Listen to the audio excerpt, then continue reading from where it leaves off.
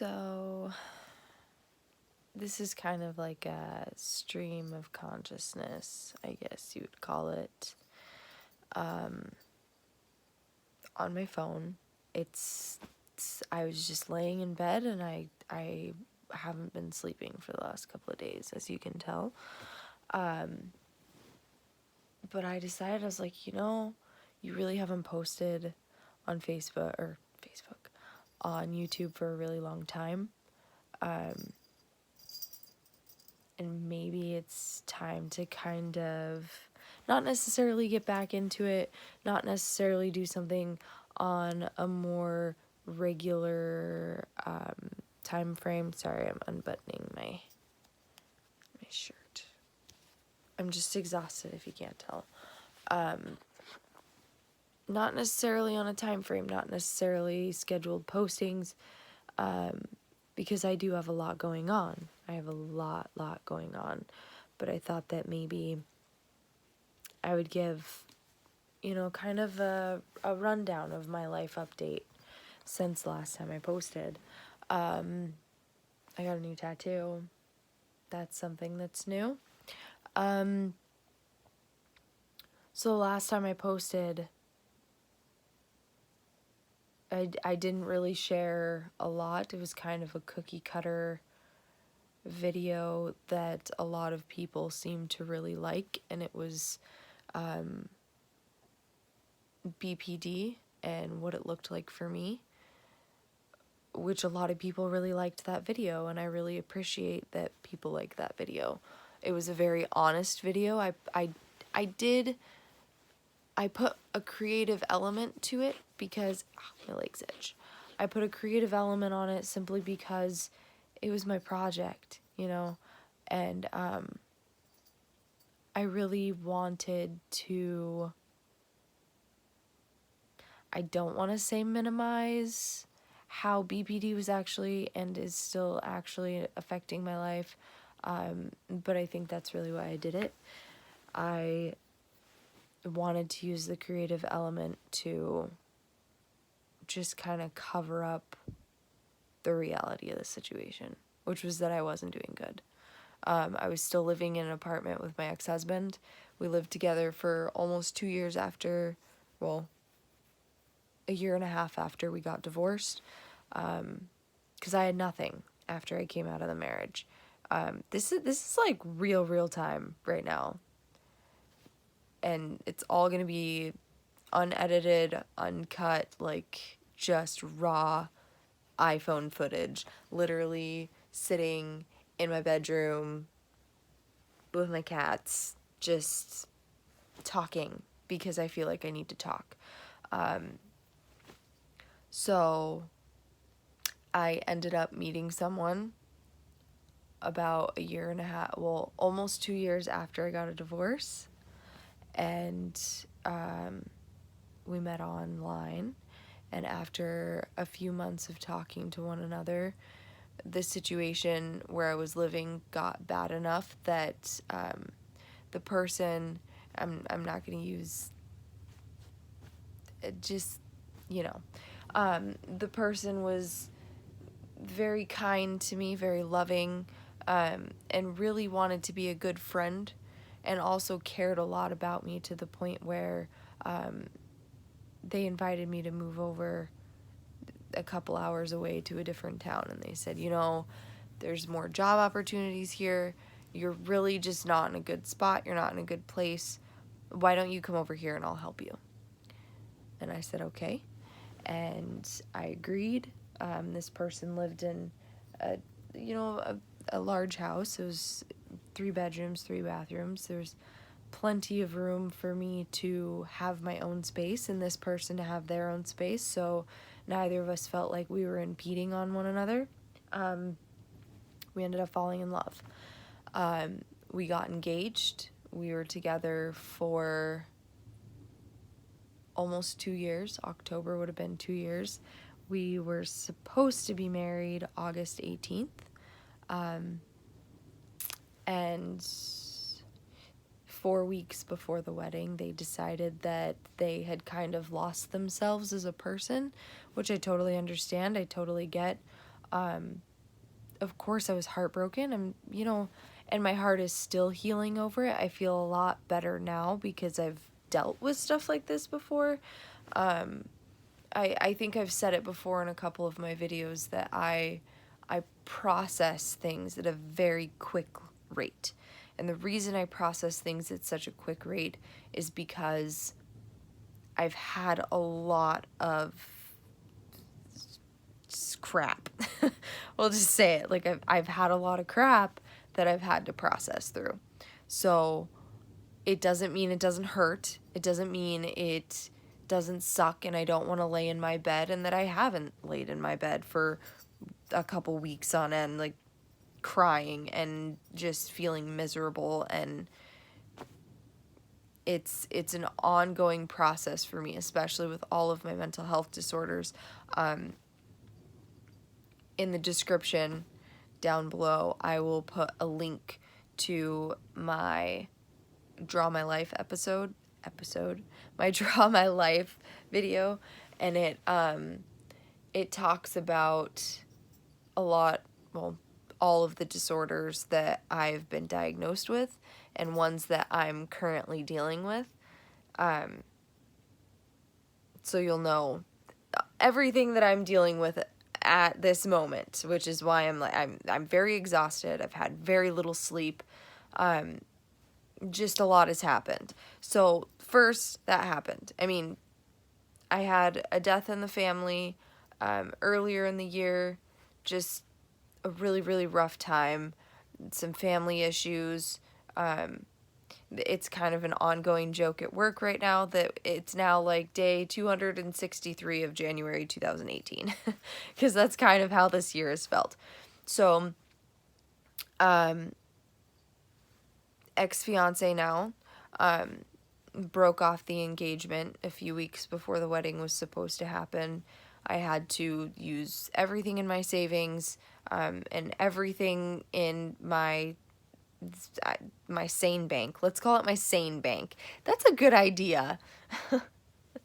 That's kind of funny. So I have a sane bank, essentially, and I take care of myself, and I give myself manicures, and I write, and I sing, and I do yoga, and I do things for my own mental health, and I feel like that kind of, gains money in my sane bank. So not only did I spend all the money in my savings account, but I spent all of the funds in my sane bank as well.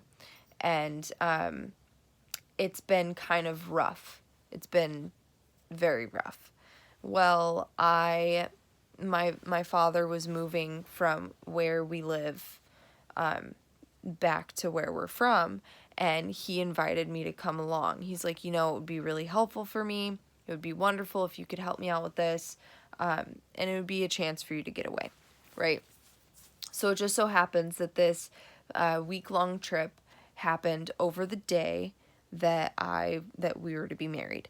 So I helped move everything, drove the car behind my dad's U-Haul and his car that he had attached to the U-Haul, got over to where we were, our destination, and I started to feel kind of sick. I was just kind of feeling run down, wasn't really sure what was going on. So one day I kind of woke up and I had this really, really horrible pain in my gotta do my L's, in my left side underneath my rib cage, and I was like, well, what's going on? This is kind of weird. But I just kind of ignored it. The next day I woke up and I had a fever of 102, and I felt absolutely miserable. I thought that I had the flu. That's what I was thinking. That pain underneath my rib cage just kept getting worse and worse. I took some flu medicine, and after about 6 hours had elapsed, I still had a fever of 101. So, my health insurance offers a 24/7 on-call nurse that we can talk to. So I called and I talked to the nurse and I explained exactly what was going on. She got extremely concerned and told me to go to the emergency room. So I went to the emergency room, and it took them all of 15 minutes to figure things out. So they knew that I was sick instantly, literally just by looking at me. They got me on fluids and antibiotics right away because they could just tell. I think my eyes were yellowing or something like that. There was something that they could tell. So then they started to run the labs. My white blood cell count was extremely elevated. My liver was throwing off enzymes, which told them that I had an infection in my body. So we did ultrasounds. Long story short, they had to open me up. They had to check everything. I got some pretty interesting color photographs of them inside of my stomach and on my uterus and looking at my ovaries and all sorts of stuff. Turns out I got E. coli in my gallbladder. And when I got E. coli in my gallbladder, it threw infection into my liver and my kidneys and my pancreas, and it basically was just shutting me down. So I went through many, many rounds of antibiotics, and they did everything that they could to keep me as comfortable as possible. They were very happy that I came in. The doctor was very adamant that I would not have made it if I didn't go in when I did. So I'm very grateful for that. But it was rough. It was really, really rough. And I'm fine now. I'm very grateful that I'm okay now. Infection's completely gone. I'm just grateful. My situation is not as bad as many other people's situations, so that's not what I'm trying to say at all. Excuse me. Not whatsoever. This isn't a medical anything like that. It was just a lot to handle for my mental health issues. I was having family problems already. There was just a lot going on in my head. I'd lost a really good friend over there.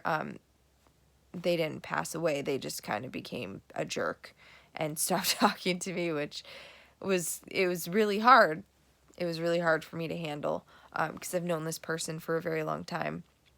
I just feel like over the last few months I've had a lot of loss, and somehow I'm keeping it together. Somehow I am waking up every single day and I'm making my bed and I'm making it through. And it makes me so grateful because I think of the people that have mental health issues like I do.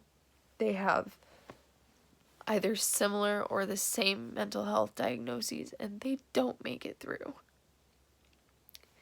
And I'm just grateful that I have my best friend. She's a very big support to me. I take St. John's wort every single day. I'm not medicated with FDA approved medications anymore because they were just making things really hard for me. But I'm making it. And it is the strangest feeling in my entire life because I've never just made it before. I've never dealt with what comes. I've never paid my bills on time and dealt with everything that's happening without falling apart every single day. With the BPD, I usually push people away, and I usually end up by myself, and I end up using or doing something stupid like cutting all over myself. I wake up every day, and I eat breakfast, and I make my bed, and I wash my face, and I brush my teeth, and I say hello to my cats, and I go to work, and I live it like a normal person, and I come home and I'm okay. And I'm so grateful because I feel like the only reason I felt like I was doing okay is because I've seen people watch that video that I made. Which sounds so silly, but I didn't put my heart into that video. I put my symptoms into that video and I put a little bit of creativity into that video. But the amount of people that are actually relating with me makes me want to do videos like this. It makes me want to reach out to people who are struggling like I am. And I'm not a counselor. I'm your average Joe, man. I struggle paycheck to paycheck, and I eat out of cans. I eat canned food all the time. I take care of my cats better than I take care of myself. But I feel like mental health does not have as big of a stigma as it did even 5 years ago. And I feel very grateful that I have a platform, even if it's a small amount of people. But you know what? I don't care. I don't want fame. I don't want views. I don't want that. I want people. Like, you guys, I feel so weird saying that into the camera, you guys, but really, like, I'm not going to name names because I don't like to, but there's been a couple people that have private messaged me, and they've told me just some really, really heartfelt things about their lives. And I can't counsel you, I can't diagnose you, but I can be a friend, and I can be here showing you that you're not the only one that's going through it. And even if we have a rough few months, and even if it's day 267 of January 2018, we can do it. We can do this. We've got this. We've got this. I think I'm going to start posting some more, just kind of like, I don't like calling them stream of consciousness because Grace Helbig calls them that, and I don't want to steal her idea. So, like, I don't know, maybe you guys can give me some ideas about what we can actually call them. Like what type of videos we can actually call them. But I do feel like I really maybe am gonna struggle more, because that's life, that's adult life. There's gonna be more struggles coming up.